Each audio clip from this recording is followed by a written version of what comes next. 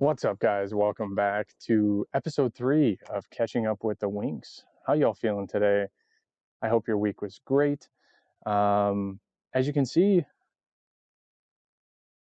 Noveti, it's just me today.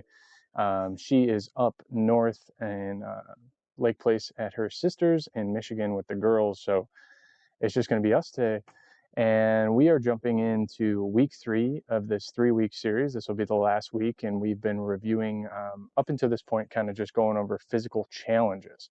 And it's been a pretty fun series for us, honestly. I think at the beginning, we got to go over kind of Vetti's progress and talk about how her physical journey has grown her confidence and allowed her to kind of just overall be a better person just from challenging herself. And we kind of, if you guys missed it, you can go back and check out episode 1 where we kind of dove deep into what a physical journey looks like, different ways of challenging yourself.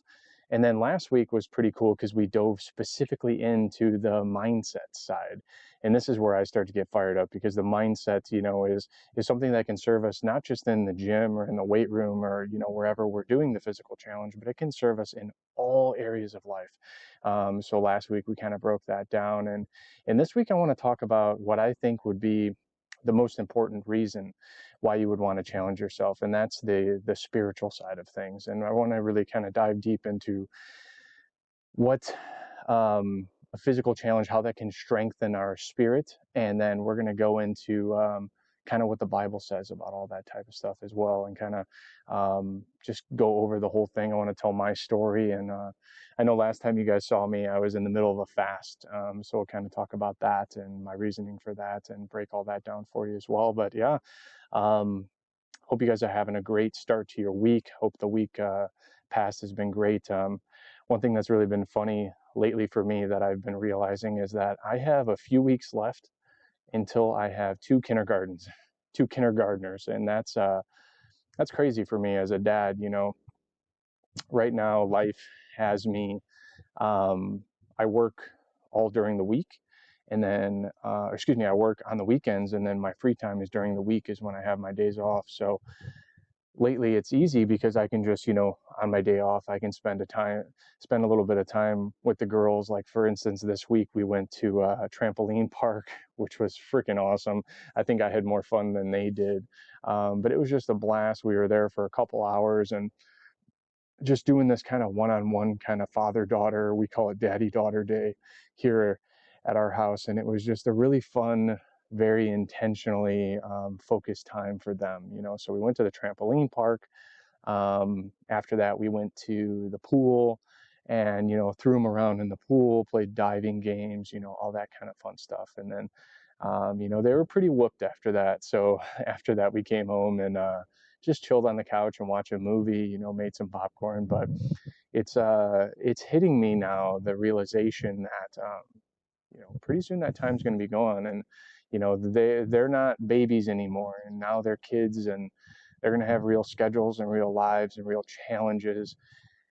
And it's really just fun to see them grow, but then also kind of scary at the same time to think that, yesterday is never coming back. So, kind of a sidebar to this talk that I want to have with you guys today. But I think it's really important to just live in the moment and kind of soak up every single ounce of enjoyment that you can from every single day, because you never know when that will be the last day. So, um, what else is going on?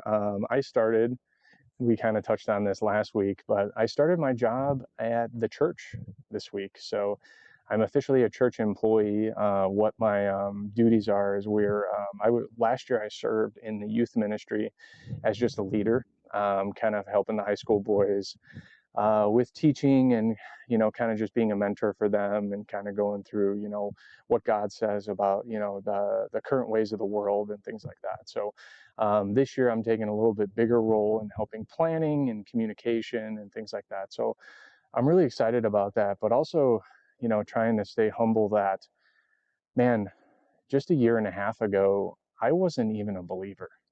And it's crazy how fast um, God can kind of flip your whole life around when you open up to Him and allow Him to And to think that, 18 months ago I was barely a believer and now I'm a church employee, to me is just really, really crazy, and something that, I'm very grateful for and very honored that, he can trust me with that. And, I'm taking this very seriously, and this is something that I would love to do, more of. So, I'll just continue to pray on this, but also just take the most advantage of this opportunity. But, that kind of reminds me of like how I came to faith. And, there was one day I was sitting on the couch and my kids, I don't know, they were probably 6 months old. And Vetty had asked me to go upstairs and get something for her, for them. I believe it was diapers or something. And we just live on a 2-story house. And, I hit the stairs and I run upstairs and I grab what she needs. And before I come back downstairs, I had to take a pause at the top of the stairs because I was out of breath. I was literally winded from running one flight of stairs. And I remember I didn't tell this to anybody else at the time, but I said to myself, like, man, like, what happened? How did it get this far? So I went downstairs and, I gave her the diapers. And I remember the rest of the night, I was just kind of like in quiet contemplation of what my next steps would be. And fortunate enough for me at that time, I did have a little bit of fitness equipment. I had a couple pieces of cardio, a treadmill, elliptical, and a little kind of resistance cable machine that I still have now. If you see my streams, it's the cable machine that we use. It's the same one I had then. And, the next Monday, I believe that was on a weekend. The next Monday, I just made a commitment to try to figure it out. Physically, I didn't know what I was doing, but I knew that I was determined to find out how to do it. And I trained for over 3 years. And throughout that, I stopped drinking. I drastically stopped smoking marijuana. I didn't quit, but I reduced that a lot at that time. And I was starting to build the mindset that we were talking about last week. I was starting to see the fruits of my dedication, the fruits of my consistency, and I was really starting to kind of build some confidence in myself, and I was really starting to add up that personal power, and I was starting to get to the point where I was like, okay, like this is great, like this is going to fill me, like if I can just get to this certain body fat percentage, like I'll feel great. If I can just hit this certain lift, I'll feel great. If I can do insert physical achievement here, I'll feel great. And every one of those goals that I set for myself, I achieved, and not only achieved, but surpassed. And I still didn't feel great. I still was kind of unhappy, honestly. Like I had a physique that was better than anything I had ever had in my life. I had, physical achievements that far surpassed what any bar I had ever set for myself at the time. And, but I was still empty inside. I was still unfulfilled. And I remember at that point, I was kind of like lost, and I dove back into video games. There was a season where I got back into World of Warcraft, and I was still kind of trying to maintain my fitness at that point, but the video game started to pull a lot more of my attention. And I remember I would be working out, and in between sets, I would pull out my phone and I'd be watching videos about the video game that I was playing at the time. And it started with World of Warcraft. There was other ones in there too, but there was like a year, that like second to third year of my lifting, whereas I was really lost in life. Like I had thought that that's what I needed to do. And, it came to a point where, for whatever reason, I just started to question the spiritual side of things. And I remember it was Christmas Eve. Now, for those of you that don't know Vetty's story, she grew up in faith. Her parents are devout Christians. She's went to church almost every day of her childhood. She was grown up in the church. So, who better of a person to ask, right? So I started to question Jesus and question what it looks like to be a believer, and question, that kind of spiritual side of things. And it came, Vetty was answering my questions, and, she had later told me that at the time she was like super excited, and, she started praying for me and things like that, which at that point I never knew. But so this is in December, and then February, of 2022, like right around the first of the year, we started watching our church now that I currently work at now. We started watching their online services around the first of the year, and it seemed like every service I was watching, it was just literally speaking to me, speaking to exactly what I was feeling in that moment. And as I went through January and I got into February, it was first, it was the first time I accepted. It was conditionally. I was asking for a sign. I was saying if there was a lot of conditions to my acceptance. But then this was early February, and then about two weeks later, towards the end of February, I actually accepted with all my heart, and I said, Jesus, I just want you, I just want to serve you, and I want you to come into my life, and I want to see what this is like. And from that point, everything changed. And the more that I started to learn about what it is like to be a good believer, the more that I realized that a lot of these biblical principles are the same things that I had already been training myself for in the gym. We talk about consistency and showing up when you don't want to, and challenging yourself, and all of that. And one Bible verse I have here that kind of has always stuck out to me when I think of this is Matthew 22:37 says, "Love God with all your heart, soul, mind, and strength." So when I read that, that says with your heart, obviously, but also physically, mentally, and spiritually, with your everything, right? So at this point, one thing that I already had going for me in life, because I had almost 3.5 years of tenure in the gym, is I was very disciplined. And the more that I started to look into this, and I realized like how advantageous it is to have a physical journey in your life, is there is not a better way to teach you the fruits of self-discipline. And when we dive into the Bible, it's crazy, because the Bible actually demands that as healthy Christians, we exude self-discipline. 2 Timothy chapter 1 verse 7 says, and this is crazy because it's given to us by God. It says, "For the Spirit God gave us does not make us timid, but gives us power, love, and self-discipline." So the Spirit literally helps us become disciplined against sin. It is a gift given to us by God as believers. So cool. Hebrews 12:11 says, for the moment, all discipline seems painful rather than pleasant, but later it yields the peaceful fruit of righteousness to those who have been trained by it. So right there, it says, it's going to hurt. It's not going to be easy. There's going to be trials. It's going to be hard. But on the other side of that, the peaceful fruit of righteousness to those who have been trained by discipline.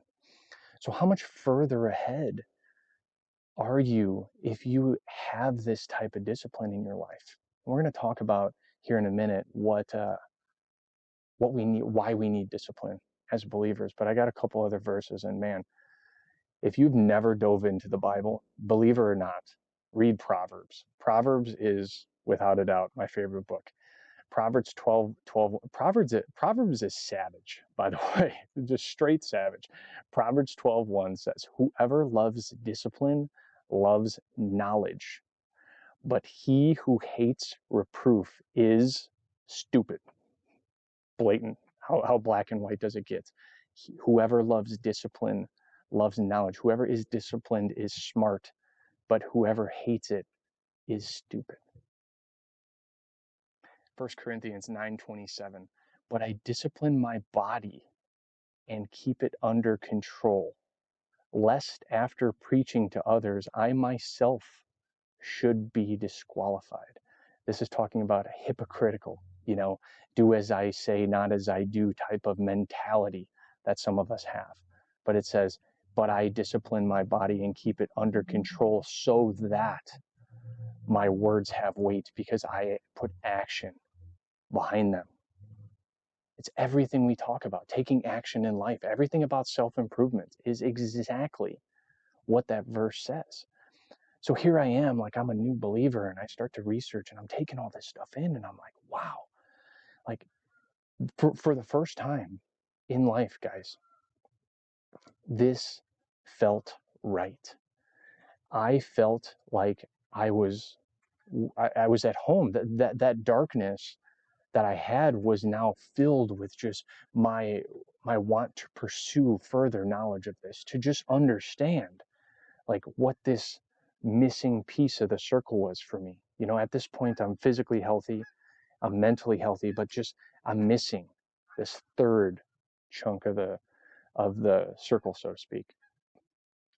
And one thing that I think is at the root of discipline, like if we define discipline from a biblical term, to me, what it means, and the things that always stick out to me is denying the flesh, or denying our sinful nature to stray away from where God wants us to be.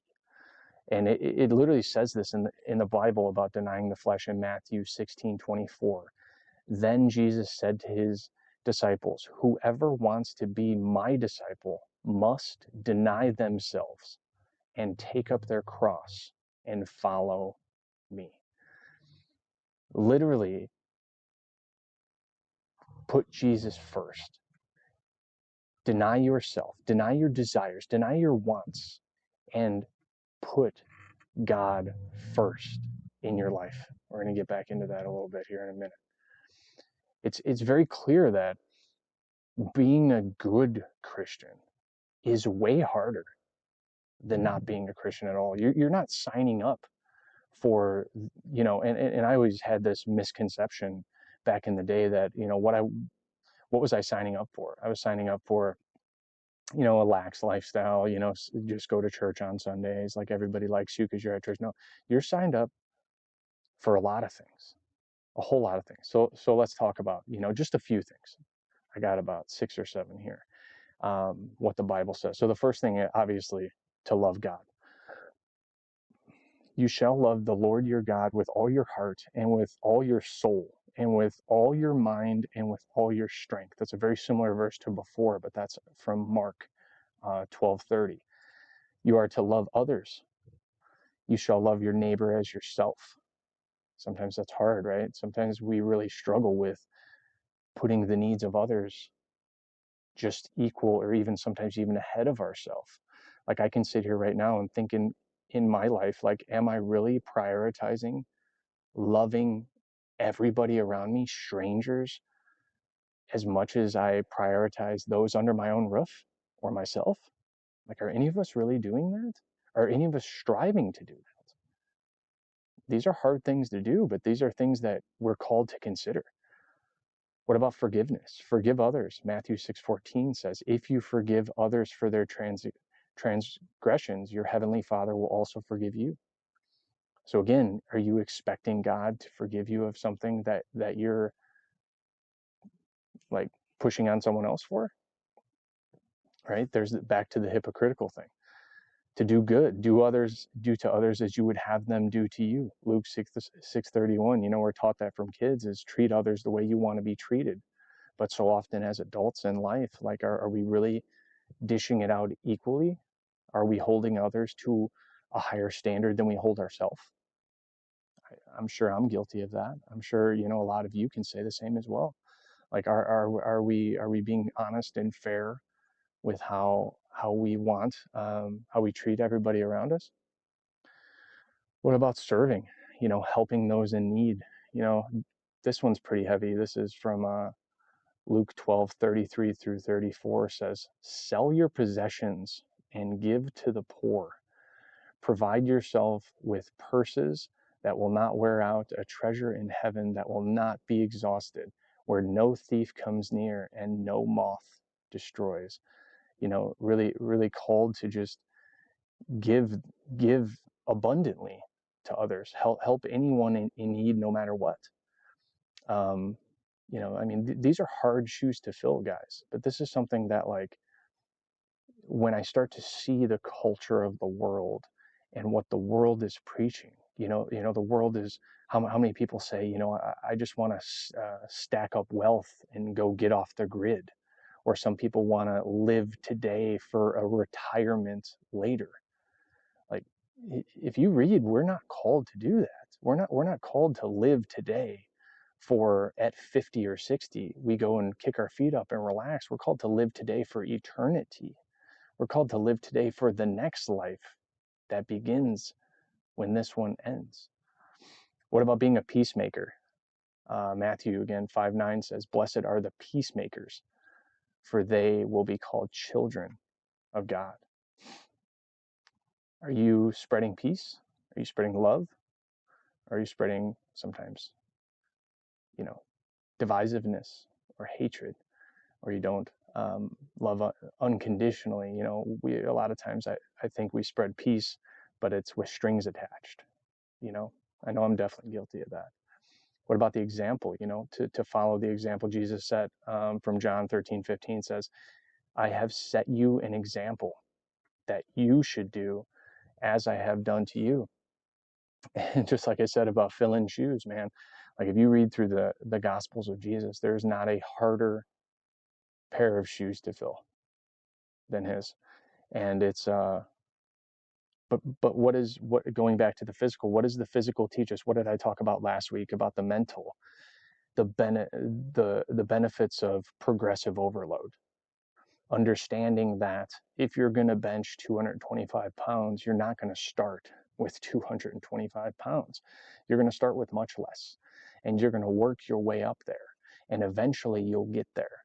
So, and when you get there, maybe you'll go for 250. The scale never ends, but it teaches us how to audit our progress and continually challenge ourselves more and more and more. So while I would agree that being exactly like Jesus is an impossibility, it's okay to have a goal that you can strive for. It's okay to have something in the spiritual side where you can say, I want to be as close to that as I can get in this life. You know what I'm saying? Like, I think that's such a healthy goal to set, and that's literally what it's doing. And then service, again, it says in Matthew 23:11, "The greatest among you shall be your servants." This means putting the needs of others before our own. We should serve others in whatever way we can, whether it's through words, actions, or resources. I mean, just kind of like I said before, it's hard to constantly be in service, but where's a place that you can start? A place that you can start is, wherever you feel the wedge between you and God. Maybe you serve God more by first auditing some things out of your life that are standing in your way, that are preventing you from serving. Maybe it's just giving your time at your church, or maybe it's just tithing. Maybe it's not the full 10% yet. Again, you're just new to this. Maybe it's just a little bit, but it's trying to separate yourself from these worldly desires and push yourself and challenge yourself in the ways that the Bible calls us to. And service is a really good way to challenge yourself spiritually. And then a couple others I put in here, really just for, just healthy spiritual practices, is diving into the Word. One thing that I was convicted of recently was I wasn't reading the Bible. I would go on the Bible app and I would do the verse of the day, which, if I can be honest with you, some days took me less than 5 minutes.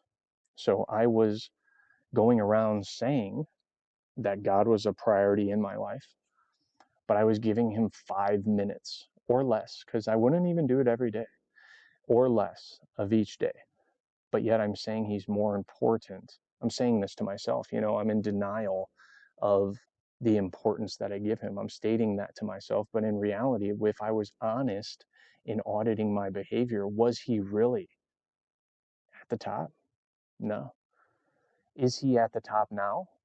No, he still isn't, but I'm working towards that. And that's what I think a healthy spiritual relationship is accepting that I'm not where I want to be yet, but I have the steps in place to get there. And I'm going to do more this week than I did next week to get closer to that goal. Other things we can do for spiritual health would be building a relationship with God. How often do you talk to God? How often do you only come to God when you need something?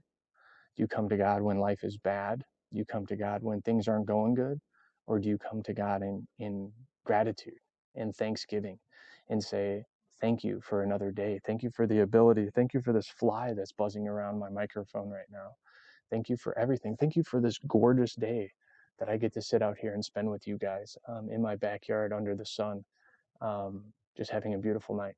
There is so much that we can be thankful for.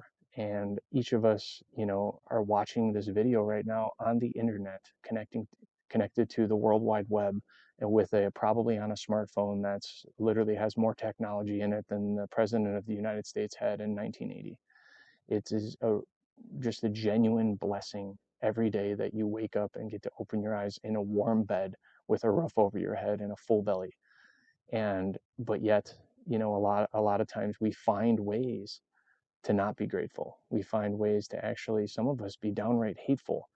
And those are the things that we're called against. And it's way easier to not do those things when you spend time in gratitude and you spend time talking to God and you spend time praying and listening to what He says. The bottom line is, spiritual growth doesn't exist. It's impossible to exist without discipline, as is physical growth, as is mental growth. Discipline is the cornerstone in getting better at anything. So, I briefly touched on this before, but what is the big thing? What is standing between you and growing your relationship with God? And how will you ever discover what that thing is without being able to be true and honest with yourself? Do you know how you become true and honest with yourself? You become self-disciplined, and you learn how to self-audit, and you learn how to be honest and say, yes, I gave my all, or no, I could have done more. Yes, I did as many reps as I could. In lifting weights, we call that, failure. Did I push to failure today spiritually, or did I have a couple reps left in the tank? And it's okay to be honest with yourself and to be okay assessing and saying, you know what, I could give a little more, and next time I'm going to do just that. So when we allow ourselves to audit, self-reflect, and then take action based on that, that's when the growth really kind of accelerates. Last week I talked about anxiety. A lot of us spend, my former self, for sure, my anxiety has got a lot better, and I've seen this in Vetty as well, and she would tell you the same. But we spend time in worry. Matthew chapter 6, 31 through 33 says, so do not worry, saying, what shall we eat? Or what shall we drink? What shall we wear? For the pagans run after all these things, and your heavenly Father knows that you need them. But seek first His kingdom and His righteousness, and all of these things will be given to you as well. So it's calling us to put God first, trust and have faith that He will provide for us first. And then everything falls in line. When you have blind faith in something, I sent a video out a little bit ago, but I synonymized trusting God to sitting in the passenger seat in your car. And it's like you're driving down the road, and as a driver, you don't get to experience anything really that's going on aside from exactly what's in front of your face. But as a passenger, you don't have to focus on anything in front. You get to look around 360 if you want. You can experience the weather, you can experience the scenery, you can experience any wildlife, anything that's out the window, because you don't have to pay attention. That is what we're called to do in life. We're called to literally take our hands off the wheel and relinquish control and let God do the driving. We just show up and we just give our all, and we just try our best, our absolute best today, and try to do more today for him than we did yesterday or last week or even last month. Whatever the metric is, try to do more. So the challenge or question I really have to challenge you with is, and the same question I ask myself every day is, are you putting God first in life? Honestly, above all else, above your wife, your spouse, your kids, above your job, above your income, all of it. Honestly, I know I'm not as good at this as I would like to be, but the first step is acknowledging that right there, to say to yourself honestly that, no, I'm not as good as I would like to be in this area, but I can do better. And we don't bench press 225 pounds by just trying to do that. We start slow, easy, low hanging fruit, the easy things like I talked about last week. What's the easiest thing in your life that you can do right now? When I was challenged with not putting God first in my life and not reading the Word, I started to read the Word. And now I probably spend, I don't know, 6 to 8 hours a week in the Bible, which I think is pretty good, at least for me, being as busy as I am. And, one thing that kept sticking out to me, and I already kind of read the verse earlier, so I won't go over it again, but it was the verse about denying your flesh. And for whatever reason, that kept sticking out to me. And I kept praying on that, and I kept listening. And one day I got this idea in my head. It was actually last Friday that that I need to deny my flesh. And I asked, well, how do I do that? God, help me do that. And a thought came into my head that was not my own that said, do a 3-day fast. And it was funny because I remember kind of arguing in my head with that thought, like, whoa, hold on. Like, you just gotta be something else, right? I mean, we don't really need to not eat for 3 days. I mean, come on. I mean, like, and I instantly felt anxiety around my physique. And for those of you that don't know, I obviously have been lifting for a long time. There's a train. And I keep a rather lean physique and a rather muscular physique. And I instantly thought, well, what happens if I lose that? If I don't eat, maybe I'll lose my physique. But that anxiety kind of led me to instantly know that that was the right thing to do. So I did it. I didn't plan for it. I did it right then. From the second I had that thought, I did not eat for 72 hours. I did not consume 1 calorie for 72 hours from then. And it was a just insanely miraculous experience of spirit. I took about 2 hours per day, each of the 3 days, 90 minutes to 2 hours to be fair. But I would read in the Word, and there was different verses that would pop out to me, and I would pray on them. And it was encouraging me about other areas of life that I just needed encouragement about that time. And I think the biggest thing that I took from that is food was something that I was allowing to distract me. Not wholly distract me, but every time I felt hunger, what do you think I thought of? I thought of God. So by me taking the food out of my life for a short period of time, it allowed me to intentionally focus on God. When the 3 days was up, I was fully depleted mentally and physically. And I didn't, my 72 hours wasn't up until 8 a.m. And a lot of you guys know that I get up at 4:30 to lift. So I did just that. I got up at 4:30 on Monday to lift, and man, I was cooked. I was completely gassed. And I got through the workout on honestly what felt like spiritual strength alone. I was so depleted that I was praying in between sets for God to help me through, and He did.